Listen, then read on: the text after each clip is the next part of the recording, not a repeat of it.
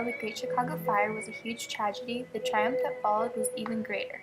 After the tragedy, firefighting techniques changed, new fire codes were enforced, and a new building revolution started. That night on October 8, 1871, a fire broke out on the O'Leary property on the southwest side of town on 137 DeKoven Street. What started out as a small barn fire would change the dynamic of Chicago for centuries. Soon, headlines flooded the country of the tragedy that had just begun.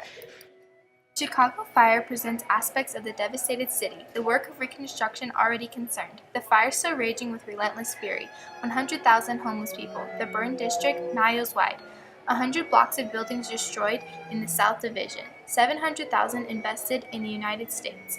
Details of the Great Fire, description of the city in flames, origin of the fire, a cow kicking over a lamp, aid from Milwaukee, and Chicago Relief and Aid Society. The Great Chicago Fire destroyed the heart of Chicago, including an area 4 miles long and almost a mile wide. More than 17,000 buildings were destroyed and 100,000 citizens were left without a home. About 300 people died in the fire.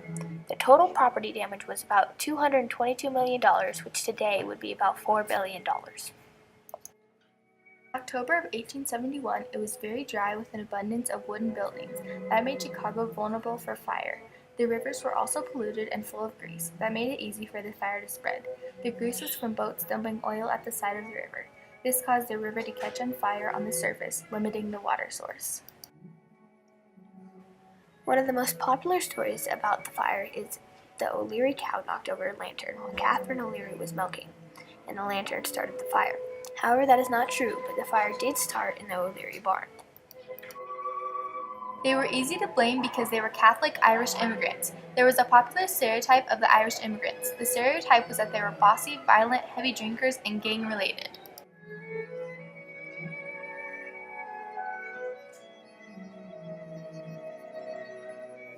On the evening of October 8, 1871, a fire started on the southwest side of town.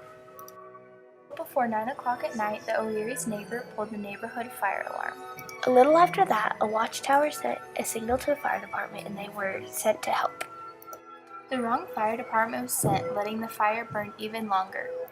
The fire spread very quickly, trapping many people inside the building it burned. The fire was eventually put out on October 10th after destroying roughly 3.5 square miles. The fire left 100,000 homeless and around 300 people dead. Later, Joseph Meadow was elected mayor and was the first spark to the rebuilding of Chicago. Then, November 1871 and forwards, the rebuilding of Chicago continued, making it the very well-known city it is today.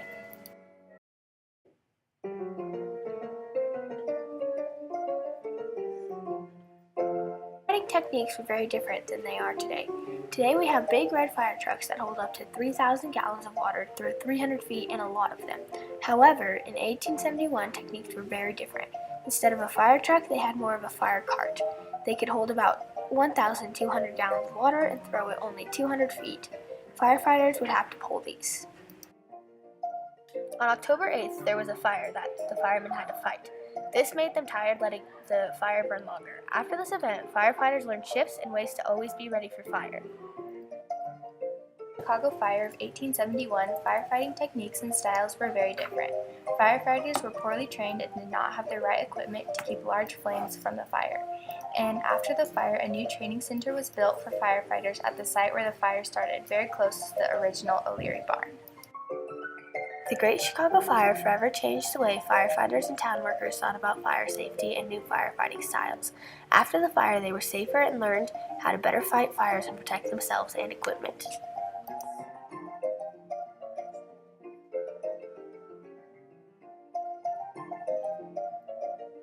A big part of the mass destruction was the bad building techniques and lack of building code.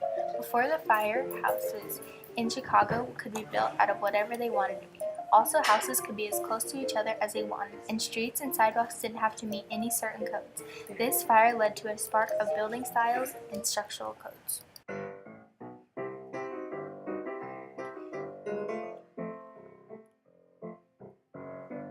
After the fire, people started building right away. They used fireproof materials rather than wood. They vowed to make Chicago better than it was before. To do this, they had to come up with new building codes to make it safer. They decided to have wider streets, common walls had to be fireproof, and they couldn't have tall, one-family homes. Rebuilding of Chicago began with new fireproof materials such as terracotta. Terracotta was made when John M. Van Ostel buried the blueprints of his hotel under clay and sand in the basement. The blueprints survived the fire, making a material used to rebuild. The Great Chicago Fire was a turning point, leading to an amazing innovation in buildings like skyscrapers and sculpting a skyline for present-day Chicago. Due to its geography, it wouldn't be able to grow outwards, so it would have to grow upwards. Chicago began to rebuild taller buildings with steel frames, also known as skyscrapers. Elevators help with this process as well.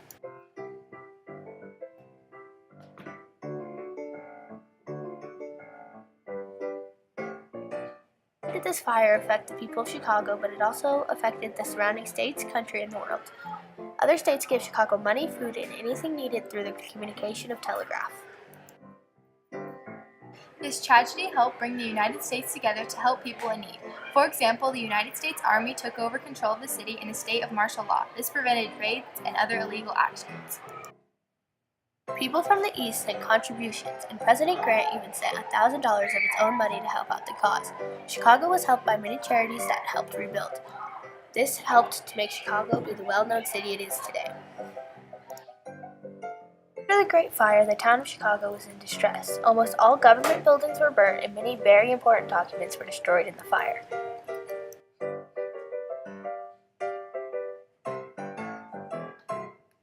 The fire was so big that few can remember what really happened, but Horace White said it was too vast, too swift, too full of smoke, and too full of danger for anyone to see at all.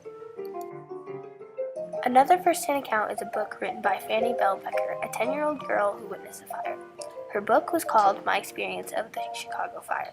It is difficult to find many eyewitnesses because people very close to the fire were killed.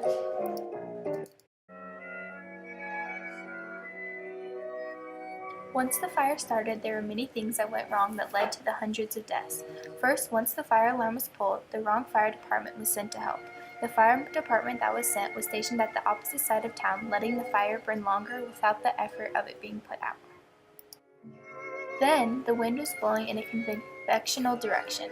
That means it was horizontal wind. This caused a state of burnover to many of the buildings in its path. Burnovers are a time when flames surround a building on all sides, trapping everyone inside with no chance of escape.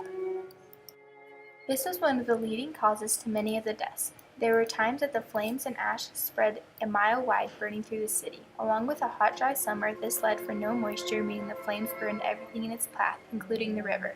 According to the History Channel, rivers so polluted the grease on the black water was like wildfire.